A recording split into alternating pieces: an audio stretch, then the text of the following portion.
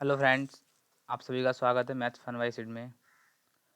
तो आज मैं आप लोगों को कराने वाला हूँ ग्रुप डी के लिए मोस्ट इम्पोर्टेंट क्वेश्चन जो पिछले एग्जामों में आए हुए हैं और लेटेस्ट पैटर्न पर हैं। देखते हैं क्वेश्चन नंबर 1। अभी से 6 वर्ष बाद कीर्ति की आयु उसके भाई कुणाल की आयु की दुगनी हो जाएगी, किंतु 4 वर्ष पहले उसकी आयु उस समय कुणाल की आयु की 4 गुनी थी। कुणाल की वर्तमान आयु ज्ञात कीजिए। देखो इसमें करना क्या है, हम ऐसे सवाल जब भी आता है हम उसमें लगाते हैं लड़ाई कॉन्सेप्ट। अब देखना हमें लगाते कैसे हैं उसको। तो क्या कहा गया है, एक तरफ कीर्ति है और एक तरफ उसका भाई है। मैंने भाई को बोल दिया ब्रदर। ठीक। उसने कहा क्या है, 6 वर्ष बाद कीर्ति की आयु उसके भाई कुणाल की आयु की दोगुनी है। कहने का मतलब ये है 6 वर्ष बाद अगर कीर्ति 2 साल की होगी तो ये 1 साल का होगा। ये उनका अनुपात हो गया। कितने साल बाद? 6 साल बाद। देखो यहाँ पे नोट करते रहो, +6, 6 साल बाद। ठीक। आगे उसने ये कहा किंतु 4 वर्ष पहले। देखो जब भी बाद ऐसे सवाल में बाद और पहले आए तो वर्ष ऐड होंगे, और पहले पहले आए तो माइनस होंगे। अगर बाद बाद आएगा तब भी माइनस होएगा। तो यहाँ पे बाद और पहले आया है, कितने? 6 वर्ष पहले और 4 वर्ष बाद। तो यहाँ पे हमें ऐड करना पड़ेगा 4, तो टोटल कितने हो जाएंगे? 10 साल। उसकी आयु उस समय कुणाल की आयु की 4 गुनी थी। कितनी थी? 4 गुनी थी। और साल कितने थे? 10 साल। अब देखो हमें करना क्या है, इस 1 की गुणा यहाँ पे कीजिए और इस 4 की गुणा यहाँ पे कीजिए। देखो 2 1 2, 4 1 4। जो गुणनफल आया है उन दोनों का अंतर कर दीजिए। देखो 4 1 4 माइनस 2 1 2। ये मोड में लिखेंगे क्योंकि ये कभी निगेटिव नहीं आता। ठीक। अब जो इनका अंतर होता है उस अंतर से चाहे इधर गुणा कर दीजिए इधर गुणा कर दीजिए, सेम ही आएगा। देखो 4 में से गया 3, 30 ढाई 30। ठीक। 4 में से 2 गया, बचेगा 2। तो 2 की वैल्यू कितनी आएगी? 30। और 1 की वैल्यू कितनी आ गई यहाँ से? 15। ठीक। और उसने सवाल ने पूछा क्या है, कुणाल की वर्तमान आयु ज्ञात कीजिए। तो 1 की वैल्यू ये है, तो 1 की वैल्यू यहाँ से मेरी कितनी निकल के आ गई? 1 की वैल्यू यहाँ से मेरी 15 निकल के आ गई। लेकिन ये कितने की बाद आई हुई है? 6 वर्ष बाद की आयु है जो 1 है। अगर मैं इसमें से 6 घटा दूँ तो मेरी वर्तमान आयु निकल के आ जाएगी। तो जब मैंने 15 में से 6 घटाया तो मेरा कितना निकल के आया? ये 9। और 9 वर्ष ही उसकी वर्तमान आयु है। ठीक। नेक्स्ट क्वेश्चन देखते हैं। देखिए इस क्वेश्चन में क्या कहा गया है,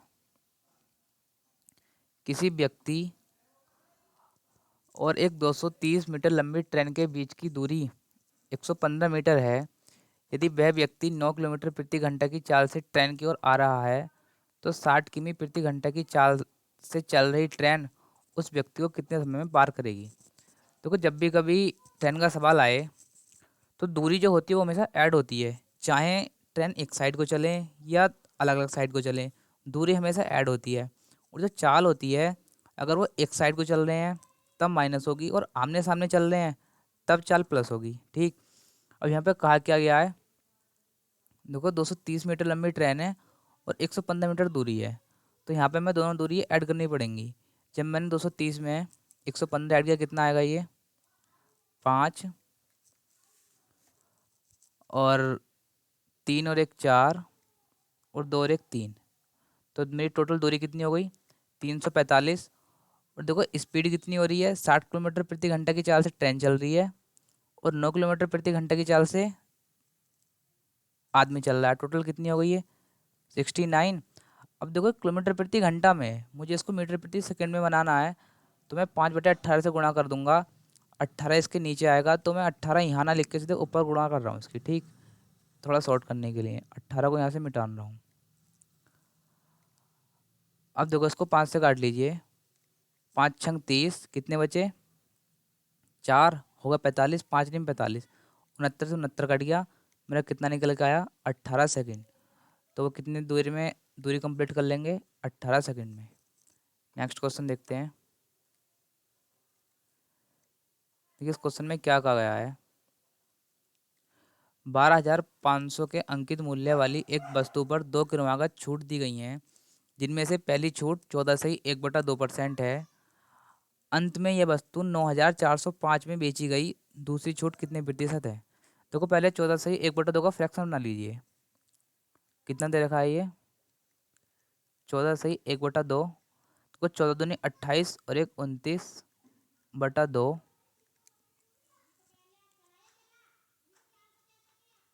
ठीक। अब वो कितने में लेकर आया होगा? यदि वो 200 में लेकर आया होगा तो बेच कितने में रहा होगा? 29 कम करके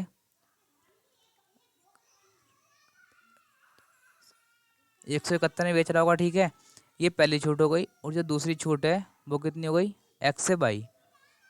अब उसका अंकित मूल्य कितना था? 12,500। और जो वस्तु बेची जा रही थी वो कितने रुपए में बेची जा रही थी? 9,405। देखो इसको सॉल्व कर लीजिए। मैंने बताया था अगर ये ऊपर नीचे होते हैं, लाइन ऑफ कैलकुलेशन के नीचे होता है तो हम ऊपर नीचे काट लेते हैं। अगर ऊपर ऊपर वाले होते हैं तो आमने सामने काट देते हैं। तो हम देखो इनको ऊपर नीचे काट सकते हैं। इन दो से वाले दोनों जीरो कट गए, तो इसको 9 से काट लीजिए। 9 से कट जाएगा 19 नहीं में 171। और 9 से काटा तो 9 इकना 9। और यहाँ भागने जाएगी, लगाया जीरो। 9 चौक 36, बचे 4। और 9 पंजे 45। देखो ये 1900 कट जाएगा शायद, काट के देख लीजिए। 19 पंजे 95, कितने बचे? 9। फिर से 19 पंजे 95। अब देखो करना है क्या, यहाँ पे कितना रह रहा है? यहाँ पे 2 बीस बाकी बच रहा है। तो ये दो जो बचा है इसकी तरफ गुणा हो जाएगी। तो ये इसका रेशो कितना निकल के आएगा? 125:110। ठीक। अब यहाँ से छूट पूछ गई है, कितने रुपए की छूट देता है? तो वो कितने की छूट दे रहा है? 15 की। देख किस पे रहा है? 125 पे, इंटू 100। तो 25 चौका 100, 25 पंजे 125, 5 थे 15। और 3 की 4 से गुणा करूँगा तो कितना आएगा? 12%। तो दूसरी छूट कितने परसेंट की होगी? 12%। नेक्स्ट क्वेश्चन देखते हैं। देखिए सवाल में क्या कहा गया है। यदि एक गोले का आयतन 4,851 सेंटीमीटर क्यूब है तो उसका व्यास क्या होगा? देखिए जो गोले का आयतन होता है, गोले का आयतन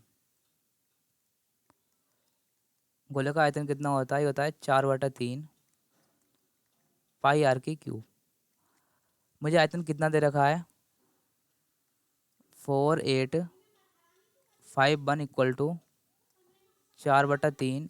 पाई का मान मुझे कितना लगाना है? नोट कर रखा है, 22/7 इंटू आर की क्यूब। देखो मैंने 11 से काट लिया। 11 दूनी 22, 11 चौक 44, कितने बच्चे? 4 हो गए 45। 11 चौक 44, 11 का ना 11। अब देखो ये 441 जो होता है ये 21 का वर्ग होता है। और ये कितना हो गया? 3 सत्ते 21। जब मैं इस 21 की गुणा 441 में करूँगा तो 21 का क्यूब बनेगा नहीं बनेगा? कहने का मतलब ये है, इस टोटल संख्या को मैं ऐसे लिख सकता हूँ, 21 × 21, 441 ये वाला मैंने इनको तोड़ के लिख दिया। और 3 सत्ते 21 को ये वाला आ गया। ठीक। और जो 4 दूनी 8 है ये इसके भाग में आ जाएगा। और ये कितना होगा? आर की क्यूब के बराबर होगा। ठीक। अब इधर क्यूब है, जब इधर आएगा तो इसका क्यूब रूट बन जाएगा। तो यहाँ से कितना निकल के आएगा? 21। और 8 का कितना निकल के आएगा? 2। तो मेरी आर कितनी निकल के आएगा? 21/2। अब मुझसे व्यास पूछा गया है। व्यास क्या होता है? त्रिज्या का दुगुना होता है। तो 2 की गुणा इधर कर दीजिए, 2 की गुणा इधर कर दीजिए। 2 से 2 कट गया। तो मेरा 2r कितना निकल के आएगा? 21 सेंटीमीटर। और यही मेरा आंसर है, option number A. Next question देखते हैं। देखिए एनटीपीसी में आया क्वेश्चन है, हाल फिलहाल में बहुत बढ़िया क्वेश्चन है। क्या कहा गया है इसमें? एक वस्तु 20% के लाभ पर बेची जाती है। यदि उसके क्रय मूल्य और विक्रय मूल्य दोनों को 100 रुपये कम किया जाता है तो प्राप्त लाभ 4% अधिक होगा। क्रय मूल्य ज्ञात कीजिए। देखो कितने के लाभ पे बेची जा रही है वस्तु? 20% के लाभ पे बेची जा रही है। 20% की फ्रैक्शन कितनी होती है? 1/5। तो वस्तु कितने से कितने में बेची जा रही होगी? 5 से 6 में बेची जा रही होगी। देखो मैंने इसका आगे एक्स मान लिया। ये माना क्यों है? क्योंकि मुझे 100 रुपये कम करना है, इसलिए, जिससे कि कन्फ्यूज ना हो। ठीक है। आगे उसने कहा क्या है? उसके क्रय मूल्य और विक्रय मूल्य दोनों को 100 रुपये कम किया जाता है। देखो मैंने क्या किया, क्रय मूल्य में से भी 100 रुपये घटा दिए, 5x - 100। और विक्रय मूल्य में से भी मैंने 100 रुपये घटा दिए। तो प्राप्त लाभ 4% अधिक होगा। देखो पहले कितने का लाभ हो रहा था? 20% का। और अब कितने का लाभ हो रहा है? 24% का। तो देखो 24% को पहले सॉल्व कर लीजिए। देखो 4 से काटा मैंने इसको, 4×6 = 24 और 4 से काटा 25 बार। तो लाभ कितना हो जाएगा ये 25 से 31 का। तो मुझे लाभ कितना करवाना है इसको 31/25 = 6x-100। ठीक। अब हमें करना है क्या है, तो 31 की गुणा इधर कर लीजिए और 25 को इधर गुणा में भेज दीजिए। जब मैं 31 की गुणा 5 से करूँगा तो 5×5 और 5×15 x माइनस 31 की गुणा 100 से होगी तो कितना आएगा 3100 = 25×6 = 150 और माइनस 2500। ठीक। सॉरी यहाँ पे x और आएगा। देखो ये इधर 155x है, जब मैं 150 को इधर लेके आऊँगा, इधर ये प्लस का है तो इधर आएगा तो माइनस का हो जाएगा। जब प्लस के 155 में से माइनस का 150 जाएगा तो हमारे पास कितना बचेगा 5x। अब देखो 3100 इधर माइनस का है, इधर माइनस का है 3100, और जब इधर को जाएगा तो प्लस का हो जाएगा। और ये 2500 इधर माइनस के हैं। जब 3100 में से 2500 जाएंगे तो कितने बचेंगे हमारे 600 बचेंगे। हमसे पूछा क्या गया था क्रय मूल्य क्या होगा। मैंने क्रय मूल्य कितना माना था 5x, और 5x की वैल्यू मेरी कितनी निकल के आई है 600। तो उसका क्रय मूल्य कितना रहा होगा 600। अगर मुझसे विक्रय मूल्य पूछता तो मुझे 6x की वैल्यू निकालनी होती। वो कैसे निकालते, यहाँ से पहले एक की वैल्यू निकाल लेते। देखो x बराबर कितना निकल के आएगा 120। तो 6 की वैल्यू निकालनी है, 12×6 = 72। मेरा विक्रय मूल्य कितना हो जाता 720 रुपये। अब नेक्स्ट क्वेश्चन देखते हैं। इसमें क्या कहा गया है, यदि 0 डिग्री से थीटा बड़ा है और 90 डिग्री से छोटा है तो 1 + cot θ + cos θ upon cot θ minus cos θ का मान ज्ञात कीजिए। तो अच्छा क्वेश्चन है। हमें करना क्या है, देखो 1 +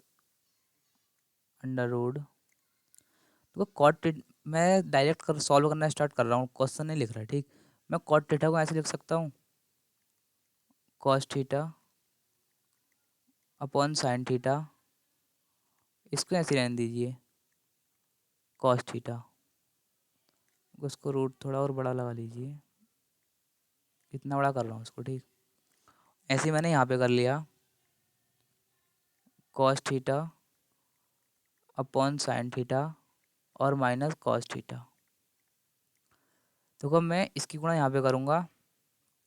ठीक। तो यहाँ से देखो एक काम करो, यहाँ से पहले ऊपर से कॉस थीटा कॉमन ले लीजिए। जब मैं ऊपर से कॉस थीटा कॉमन ले रहा हूँ तो यहाँ पे कितना बचेगा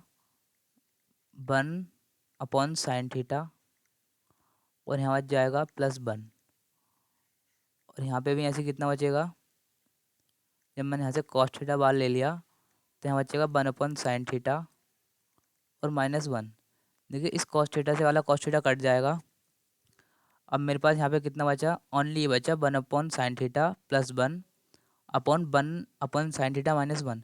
देखो मैंने इसकी गुणा यहाँ पे करूँगा तो ये कितना आएगा 1 + sine theta upon sine theta. देखो इसके साइड में 1 और चल रहा है प्लस में अभी। ठीक। और यहाँ पे 1 और चल रहा है प्लस में अभी। Sine theta upon 1 - sine theta upon sine theta, और इसके ऊपर लगा हुआ है √ देखिए साइन थीटा से वाला साइन थीटा कट जाएगा मेरा, और ये मेरा कितना निकल के आ रहा है 1 + √ 1 + sine theta upon 1 - sine theta. अब देखो मैंने यहाँ से आगे सॉल्व करने के लिए इसको क्या किया, इसका हर का परिमीकरण कर दिया। ठीक। तो जब मैं इसको करूँगा तो ये कितना आएगा 1 + sine theta upon 1 - sine theta. देखो इसको मैं नेक्स्ट पेज पे लेके आ रहा हूँ। अब देखो ये 1 + साइन थीटा और 1 + साइन थीटा दोनों का स्क्वायर बन जाएगा। तो जब स्क्वायर बनेगा तो यहाँ से कितना निकल के आ गया √ से बाहर 1 + sin θ कितना निकल के आएगा, 1 + 1 + sin θ। और नीचे कितना बनेगा देखिए, ये देखो यहाँ पे थोड़ा अभी ये गलत हो गया है,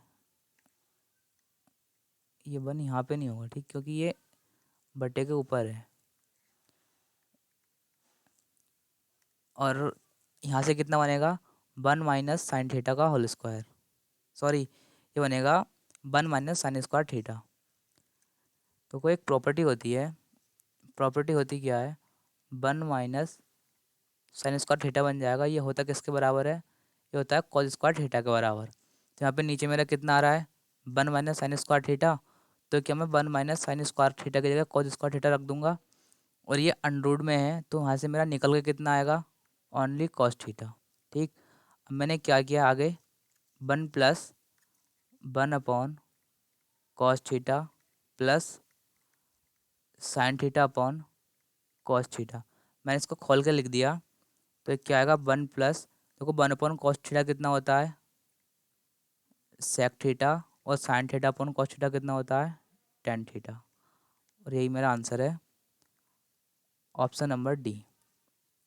उम्मीद करता हूँ दोस्तों समझ में आया होगा। नेक्स्ट क्वेश्चन देखते हैं। देखिए सवाल में क्या कहा गया है, 12, 16, 6 के चतुर्थ अनुपात और 4, 6 के तृतीय अनुपात के मध्य अनुपात क्या होगा। देखिए चतुर्थ अनुपात क्या होता है, चतुर्थ अनुपात होता है, मैंने उस दिन बताया था आप लोगों को, A/B बराबर C/D।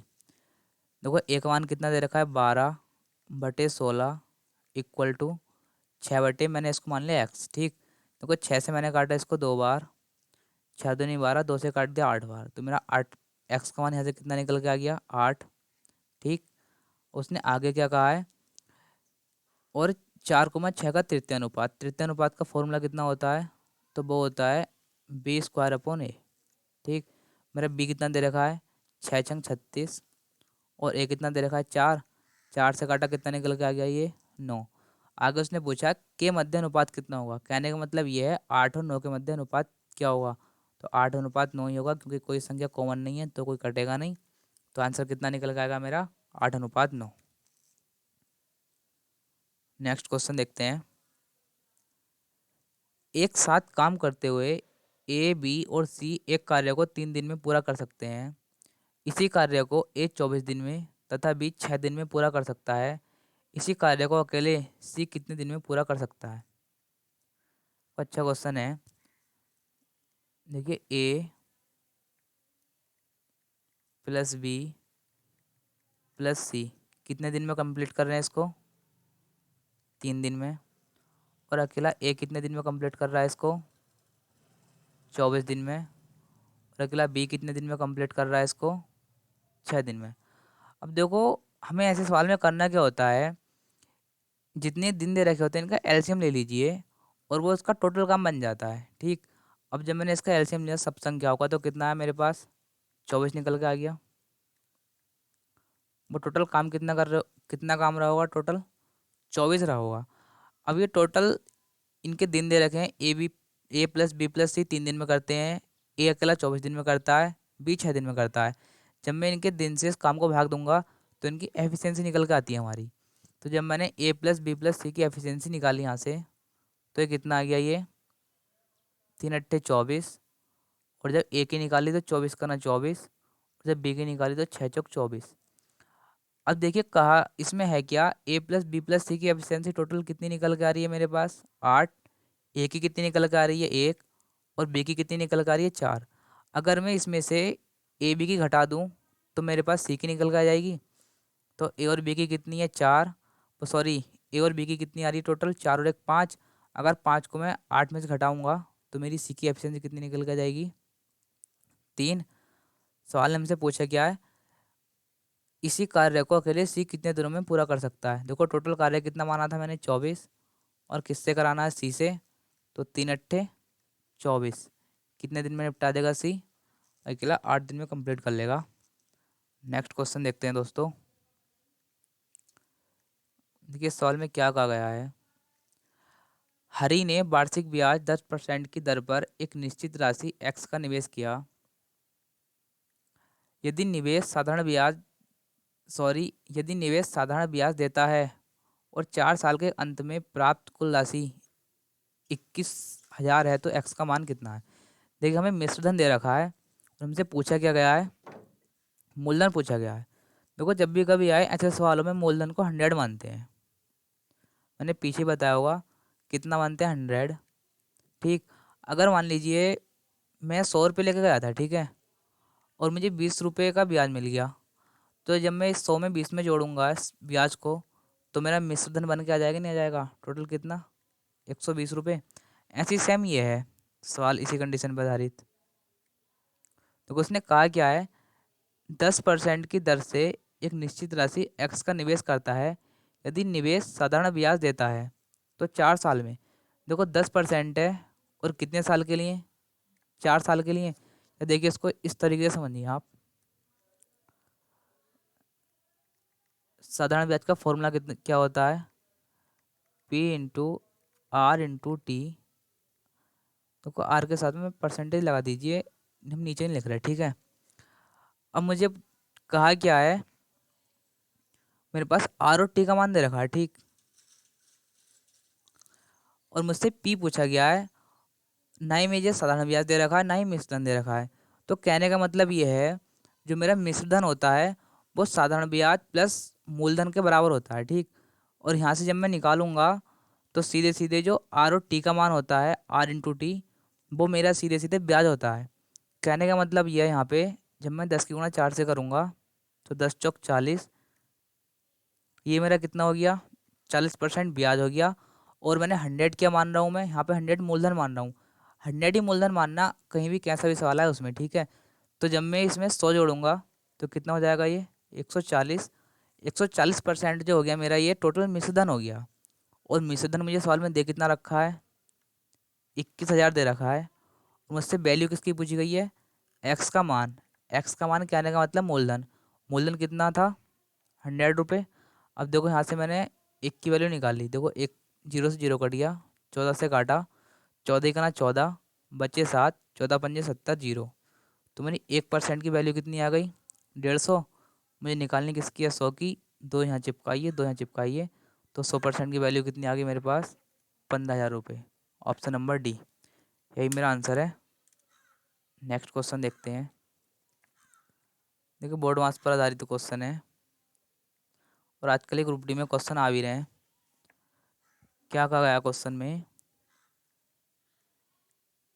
50 -4 × 5 ब्रैकेट 6/3 -1। देखिए पहले मुझे यहाँ पे क्या सॉल्व करना है, जो ब्रैकेट के अंदर वाली चीज़ें वो सॉल्व करनी है। उसमें सबसे पहले सॉल्व करना होता है भाग। जब मैं 306 को भाग दूंगा तो कितना आएगा, 3×2 = 6, कितना आया, 2, और 2 में से 1 गया तो कितना आएगा, सॉरी यहाँ पे एक मिस्टेक की है, सवाल लिखने में मिस्टेक हो गई है एक।